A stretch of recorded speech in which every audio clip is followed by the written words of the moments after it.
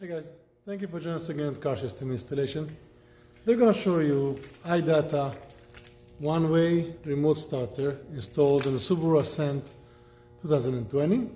We also have enabled the factory remote starter, so it's using the factory remote to allow us to start. So, first of all, for the factory remote, if you want to start the car from the original remote, you press the lock button 3 times. The vehicle will receive the command. In a few seconds the car will start. Now, as you can hear, you have that beeping sound every time you press the lock and when the car starts. So we'll turn it off.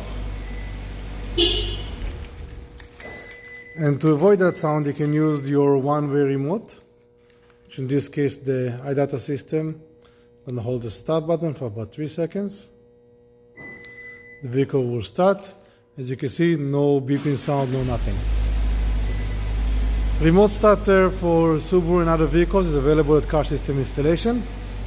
Subscribe to our channel, and we'll see you next time. Have a great day.